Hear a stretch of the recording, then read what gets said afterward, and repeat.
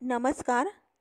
मराठी कथा संमेलन या यूट्यूब चॅनलमध्ये आपलं स्वागत आहे.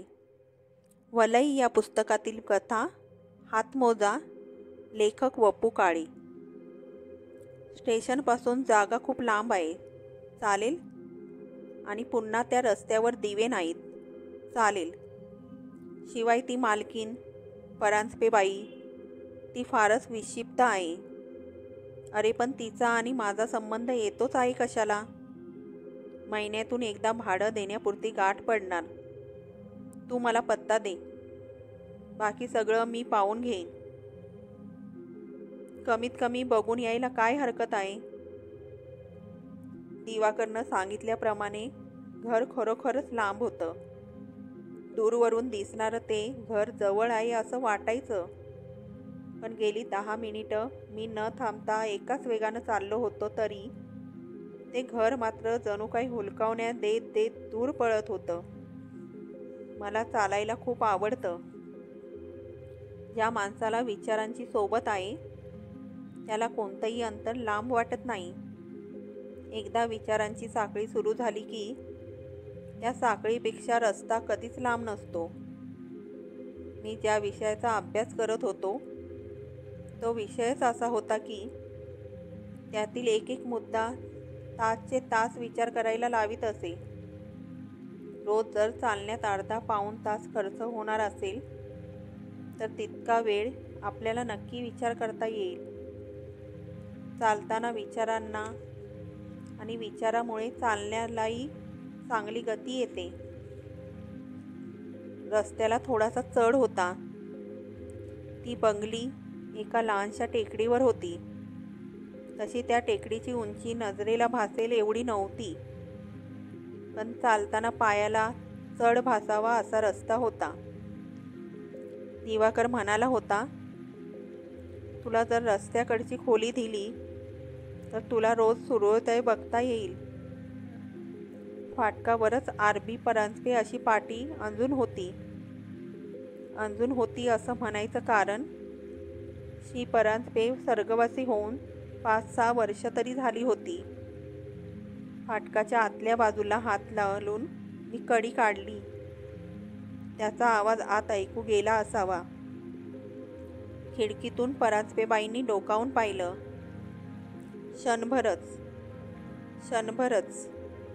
क्षणभरच चंद्र एका ढगाआडून बाहेर यावा आणि परत दुसऱ्या ढगाआड लुप्त व्हावा तसा मला भास झाला. क्षण एक झालेल्या त्या ओझरत्या दर्शनानं मी काही काळ हरवलो. दिवाकरनं ही बाई विक्षिप्त आहे म्हणून सांगितलं, पण तशी ती अलौकिक पण आहे हे का नाही सांगितलं? समोरचा दरवाजा उघडला गेला. कोण हवंय? आपल्याकडेच काम होतं. या. बाईंनी पुढे केलेल्या खुर्चीवर मी बसलो. बाई उभ्याच राहिल्या. मीच सुरुवात करावी अशा अर्थानं त्यांनी माझ्याकडे पाहिलं. आपल्याकडे जागा आहे ना? दिवाकर. आलं लक्षात, बाई मध्येच म्हणाल्या. काही क्षण शांततेत गेले. कोणती खोली? मी विचारलं. तुम्हाला दिवाकरांनी सगळं सांगितलं ना? कशाबद्दल? जागा तशी गैरसोयीची आहे आमची. जागेचं वर्णन ऐकल्यावरच मी इथपर्यंत आलो. बाई हसून म्हणाल्या, मग ठीक. पुन्हा दोघं गप्प. कोणती खोली देणार आपण? मी परत विचारलं. आपण बसलो आहोत हीच कशी काय वाटते? बाईंनी हा प्रश्न विचारताच मी त्या दृष्टीनं खोली पाहू लागलो. तशी खोली ठाकठीक होती. मध्यभागी दिवा होता. कॉट समोरच्या भिंतीजवळ मांडली तर दिव्याचं बटन अगदी हाताशी येणार होतं. पडल्या पडल्या खिडकी बंद करता येणार होती. आणि मुख्य म्हणजे 4ही भिंतींना ऐसपैस भिंतीतलीच सेल्फ होती. म्हणजे मुख्यतः माझ्या पुस्तकांची आरामात सोय होणार होती. माझ्यापेक्षा माझ्या पुस्तकांनाच चांगल्या जागेची गरज होती.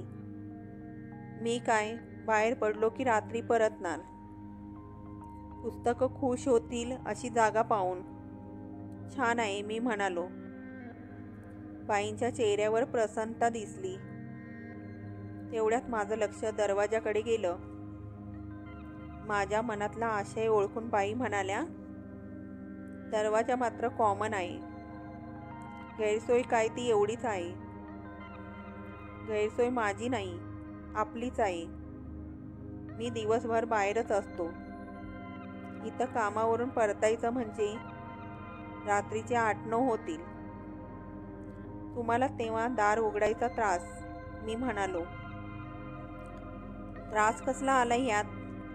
मी 10-11 पर्यंत जागीच असते.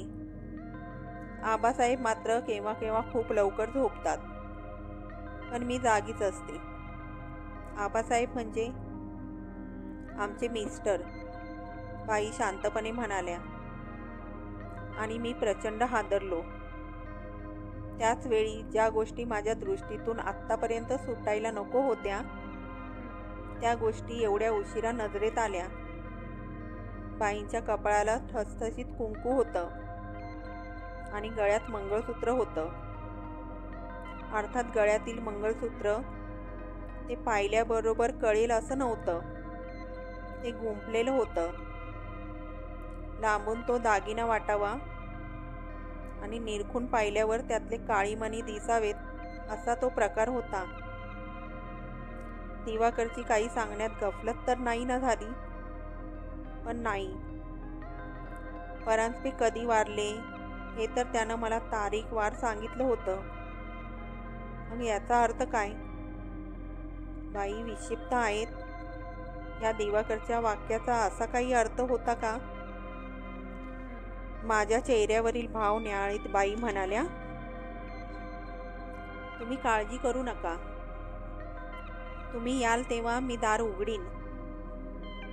मी चेहरा पुसून टाकला व म्हणालो, बरं भाडं ते दिवाकर आणि तुम्हीच हरवा.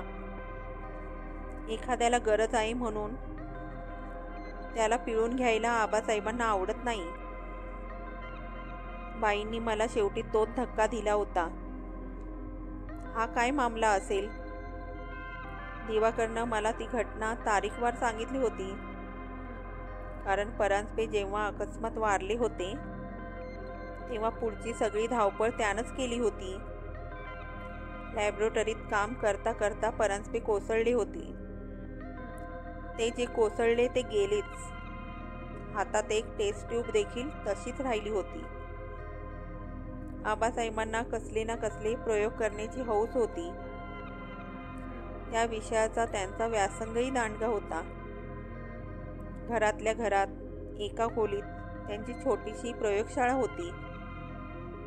तिथंच त्यांचा रिकामे वेळ जायचा.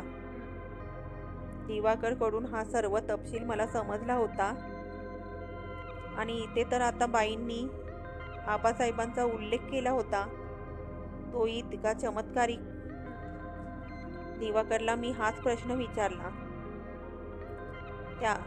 त्यानं यावर नुसतं हसून मला विचारलं, म्हणजे तू गेला होतास तर? जागा पाहिली, पसंत केली. उद्यापासून राहायला पण जाणार आहे. पण हा काय प्रकार आहे? तुला मी पहिल्यांदा बोललो होतो, अगदी मोघम. आता आली कल्पना? ती मोघमच. आबासाहेब मेलेच नाहीत अशी बाईंची समजूत आहे. नॉनसेन्स, मी फटकन बोललो. बरोबर आहे, पण तुझं हे मत जोवर त्या जागेत आहेस तोवर बोलून दाखवू नकोस. छे छे, मला काय करायचंय त्याच्याशी? सकाळी 6-6:30च्या सुमारास मधला दरवाजा वाजला. मी दार उघडलं. दारात बाई उभ्या होत्या. खोलीत उजेड दिसला म्हणून दार वाजवलं. चहा झालाय. अरे, आपण कशाला त्रास घेतलात? मी संकोचून जात म्हणालो. त्यात त्रास कसला? माझा आणि आबासाहेबांचा पहिला चहा रोज ह्याच वेळेला होतो, त्यात तुमचा केला. या. मनात उठलेलं विचारांचं काहूर त्यावर मात करण्याचा प्रयत्न करीत मी मुकाट्यानं बाईंच्या पाठोपाठ आत गेलो. बाईंची पाठमोरी आकृती डोलात माझ्यासमोर जात होती. त्या चालीकडे व प्रमाणबद्ध शरीराकडे पाहिल्यावाचून मला राहावेना. नंतरही मी यांत्रिकपणानं डायनिंग टेबलासमोर बसलो खरा, पण नजर बाईंच्या हालचालींचा वेध बाईंच्या नकळत घेतच होती.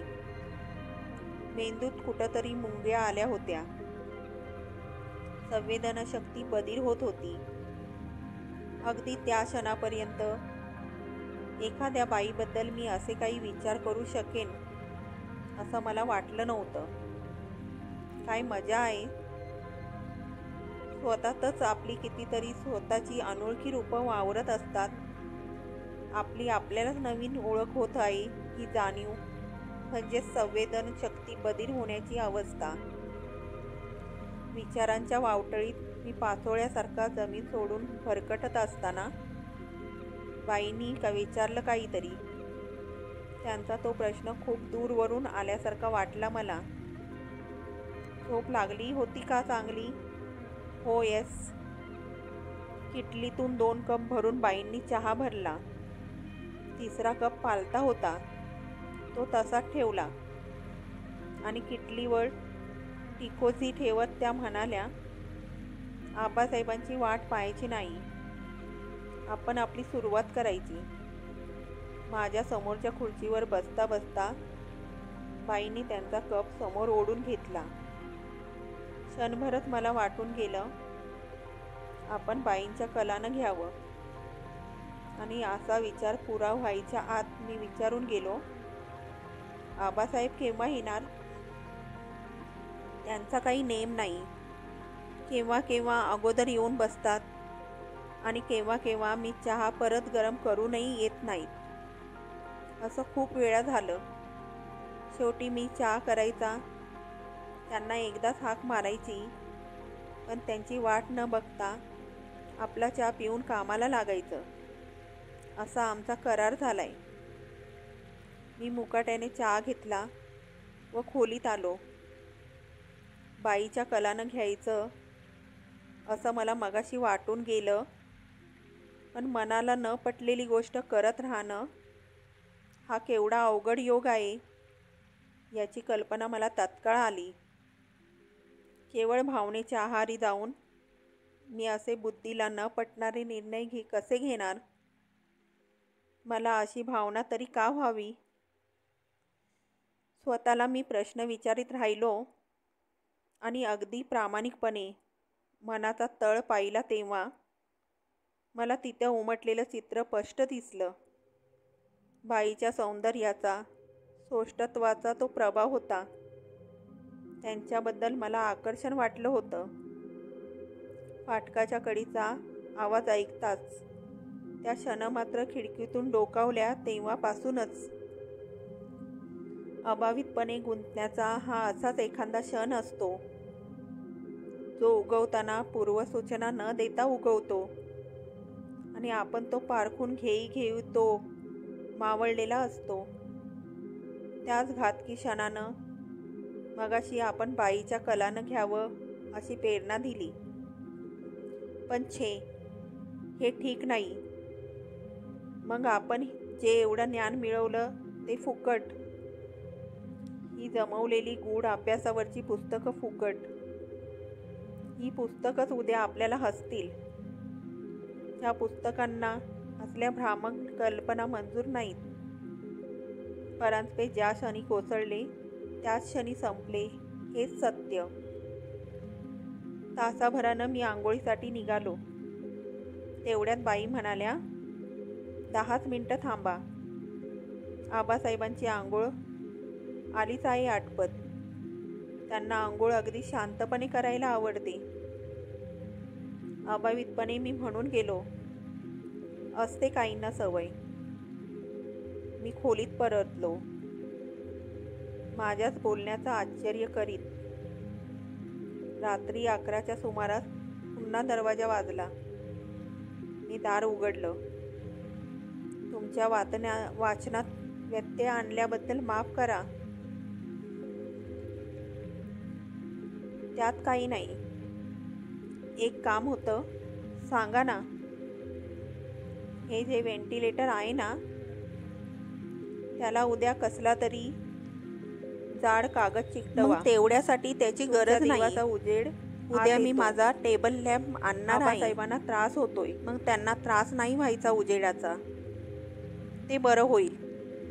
त्यांना उजेड अगदी खपत नाही. बाई समाधान दर्शवित म्हणाल्या. नाही होत एखाद्याला सहन. माझ्या त्या उत्तरानं बाईंना बरं वाटलं. त्यांचा चेहरा प्रफुल्लित झाला. माझे आभार मानीत त्या त्यांच्या खोलीत गेल्या. मी दार लावून दिवा मालवून डोळे मिटून पडून राहिलो. डोळे मिटून पडलो खरा, पण पुन्हा विचारांचं कावळ डोक्यात सुरू झालं. बाईंना बरं वाटावं असं मी का बोललो? पुन्हा मी त्याच विचारांशी येऊन थांबलो. तो विचार हाच की बाई मला आवडल्या होत्या. त्यांनी मला घायाळ केलं होतं.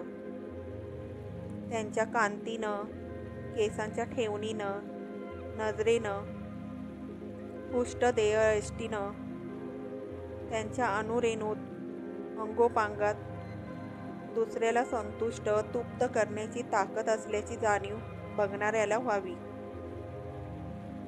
आता मी डोळे मिटून विचार करीत असताना बारीक सारीक हालचाली सकट माझ्याही नकळत मी बाईंना किती लक्षात ठेवलं होतं याची मला जाणीव झाली. या आठवणींनी मी बेचैन झालो. मला झोप येईल असं वाटेना. पलीकडच्याच खोलीत बाई झोपल्या होत्या. एकट्याच. पण नाही, एकट्याच असं मी मानत होतो. पण बाईच्या समजुतीप्रमाणे आबासाहेबही त्यांच्या खोलीत त्यांच्याच शेजारी पलंगावर झोपलेले असणार. पण हेच कसं शक्य आहे? इतर बाबतीत आबासाहेब अजून जिवंत आहेत असं गृहीत धरून आपल्या दैनंदिन फरक न करता आबासाहेबांच्या सोयीनुसार सर्व गोष्टी पार पाडणं निराळं. आणि रात्री देखील ते आपल्याजवळच आहेत ही कल्पना करणं निराळं. बाई अजून तरुण वाटतात, रसरशीत आहेत. त्यांच्या वासना आता एवढ्यातच शमल्या असतील का? त्यांना रात्रीची शांत झोप लागत असेल का? मनात हा विचार यायला आणि बाईंच्या खोलीत दिवा लागायला एकच गाठ पडली. आता मधल्या व्हेंटिलेटरमधून उजेड माझ्या अंगावर पडायला लागला. बाई जाग्याच होत्या तर. काल किती वाजेपर्यंत वाचन चाललं होतं? मी दुसऱ्या दिवशी विचारलं. छे बाई, मी केव्हाच झोपले होते. आबासाहेबांचं काही ना काही चाललेलं होतं. विणकाम करता करता बाई म्हणाल्या, काय विणणं चाललंय? हातमोजे करताय आबासाहेबांसाठी? हातमोजे? हो, त्यांना सतत लागतात. 4-5 वर्षापूर्वीची गोष्ट. लॅबोरेटरीत काम करताना त्यांच्या हातावर ॲसिड सांडलं. तेव्हापासून ते हातात पडलेले डाग दिसू नयेत म्हणून हातमोजे वापरायला लागले. त्यांचा सध्याचा जोड आता अगदी फाटायला आलाय. त्याच्या आधी एक जोड तयार ठेवायला हवा. त्यांना तयार जोड नाही का चालत? आणतात केव्हा केव्हा, पण घरचेही अधूनमधून हवे असतात. परवाच त्यांनी आणखीन एक जोड आणलाय, पण तरी एक विणून ठेव म्हणालेत. दिवस जात होते. बाईच्या वागण्यात काही फरक नव्हता. आबासाहेबांसाठी त्या त्यांच्या समजुतीप्रमाणे सर्व गोष्टी करीत होत्या. आबासाहेबांना न रुचणारी एखादी गोष्ट माझ्या हातून घडली तर मला सावध करीत होत्या. मी गप्प बसून त्यांच्या कोणत्याही सूचनेला विरोध दर्शवित नव्हतो. बाईंच्या सगळ्या सूचना पोरकट, अवास्तव, अतिरंजित असायच्या. माझ्या बुद्धीला त्या कधीच पटत नव्हत्या. जीवन, मरण, मरणोत्तर अस्तित्व, भूतपिशाच योनी आणि यासारखे अवांतर प्रकार या विषयावरचे संशोधनात्मक ग्रंथ संग्रही होते. किंबहुना माझ्या जवळच्या वाचनालयात जास्तीत जास्त ह्याच विषयावरची पुस्तकं होती. त्या सर्व ग्रंथातील मतं मला तंतोतंत पटली होती. ती पटावीत अशीच होती. प्रत्येक ग्रंथकारानं आधाराशिवाय एकही विधान केलेलं नव्हतं. त्या पुस्तकाची पारायणं केल्यानंतर बाईंचे ते सगळे प्रकार मला मूर्खपणाचे वाटले यात नवल नव्हतं. आणि तरी मी आता त्यांच्या मनाप्रमाणे वागत होतो. का प्रामाणिकपणे सांगायला हवं की मला बाई आवडल्या होत्या. मला बाई हव्या होत्या.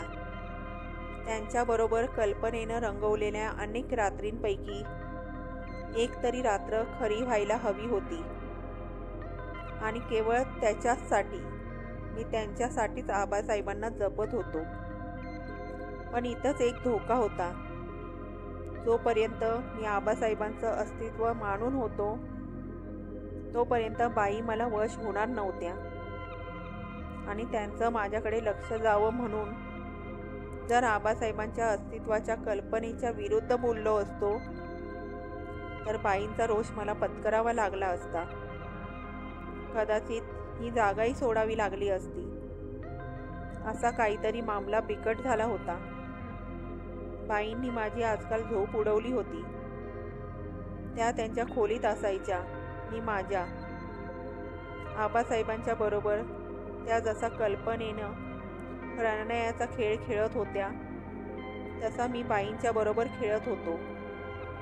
मध्ये असायचा दरवाजा आणि बाईंनी मानलेलं आबासाहेबांचं अस्तित्व. एके रात्री मात्र मी खडबडून जागा झालो. कोणीतरी दरवाजा वाजवीत होतं. मी कानोसा घेतला. मधला दरवाजाच वाजत होता. रात्रीचे 2 वाजले होते. बाई दरवाजा वाजवत होत्या यात वाद नव्हता. तरी मी गप्प पडून राहिलो. जरा वेळानं दरवाजाच्या आवाजाबरोबरच हलक्या आवाजात हाकाही ऐकू येऊ लागल्या. एक गरम लाट सर्वांगातून सळसळत गेली. हातापायात का कुणास ठाऊक गोळे आले. छातीचे ठोके तर माझे मलाच ऐकू येऊ लागले. घशाला कोरड पडली. बाईच्या हाका चालूच होत्या. दार हलके हलके वाजवणं पण चालू होतं. पण तरी मी उठलो नाही. हाका बंद झाल्या. आणि मग मी विचार करीत राहिलो, बाईंनी तशाच काही हेतूनं दरवाजा वाजवला असेल का त्यांचं निराळं काही काम असेल. पण रात्री 2 वाजता त्यांचं माझ्याकडे काय काम निघावं. दुसऱ्या दिवशी कामावर जाताना बाईंनी मला प्रथमच विचारलं, रात्री केव्हा परतणार. आज थोडा उशीर होणार आहे. जेवण आणि पिक्चरचा कार्यक्रम आहे. ऑफिस सुटल्यावर सिनेमाला जायलाच हवं का. हो का. नाही गेलात तर मित्र फाडून खातील. का पण शक्यतो लवकर या. काही काम होतं का. होय. काय. रात्री सांगेन. मी जरा घोटाळलो. बाईंकडे पाहिलं मी. आज त्यांचा आवाज मला एकदम निराळा वाटला. नजरही वेगळीच भासली.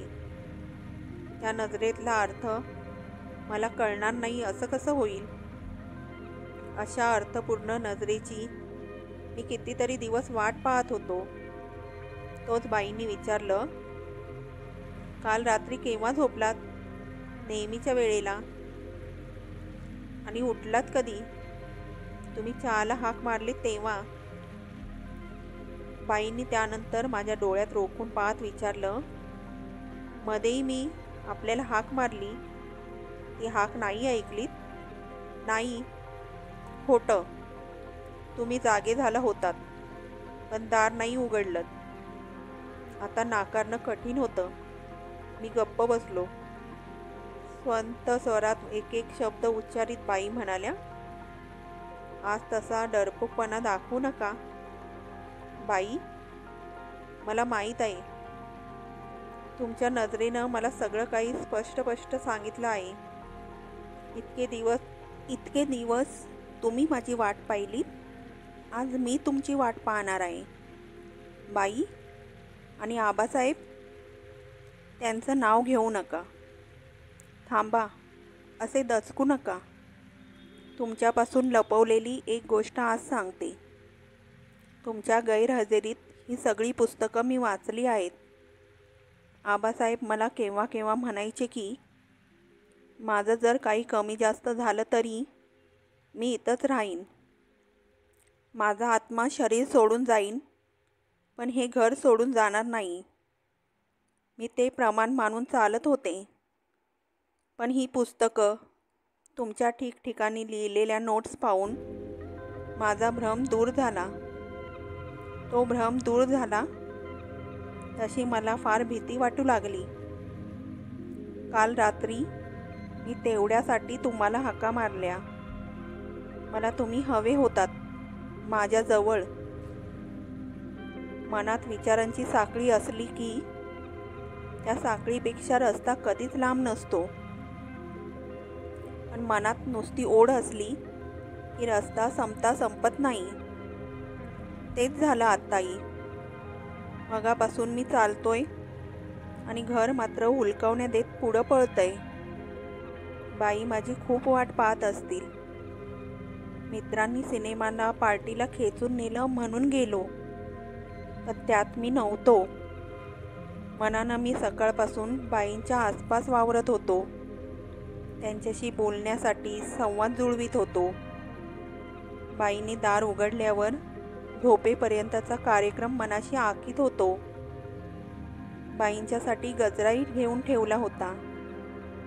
बाईंनी दार उघडल्याबरोबर दरवाजातच तो गजरा मी त्यांच्या भरगच्च आंबाड्यावर घालणार होतो.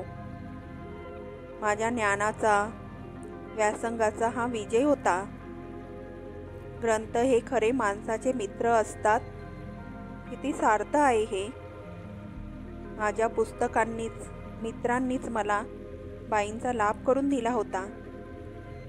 परांजपे ज्या दिवशी कोसळले त्याच क्षणी संपले, याची जाणीव पुस्तकांनीच बाईंना करून दिली. घरात अंधार पाहून मला नवल वाटलं. बाई झोपल्या असतील का माझी वाट पाहून? शक्य नाही. त्या माझ्यावर रागवल्या असतील. ठीक, रुसवा काढण्यासारखी, तोही बाईंसारख्या खूबसूरत बाईंचा रुसवा दुसरी रोमॅन्टिक गोष्ट नसेल. फाटकाच्या कडीचा आवाज होताच दरवाजाची कडी काढल्याचा आवाज झाला. कडी काढली गेली, पण दरवाजा लोटलेलाच राहिला. मी दरवाजा लोटला. माझ्या खोलीतला दिवा न लावताच मी मधल्या दरवाजाशी आलो. पुढे होत मी बाईंच्या खोलीतला दिवा लावला. बाई समोरच पलंगावर भिंतीकडे तोंड करून झोपल्या होत्या. नक्कीच त्या जाग्या होत्या. झोपेचं सोंग होतं ते. पाय न वाजवता पलंगाजवळ जाऊन हातातला गजरा त्यांच्या होटाजवळ नेण्याचा विचार मी केला. माझ्या खोलीत मी परतलो. बाहेरचा दिवा लावला. दरवाजा लावायचा होता बाहेरचा. मी दरवाजाकडे पाहिलं. तो काय? अंगाला दरदरून घाम फुटला. हातापायाला पेटके आले. डोळ्यावर विश्वास राहीना. पुस्तकांसकट खोली गरागरा फिरू लागली. तोंडातून शब्द फुटेना. मोठ्यांदा ओरडायचं होतं, पण घशातून आवाजच निघेना. दरवाजावर आबासाहेबांच्या हातातला एक हातमोजा कडीवर पडलेला होता.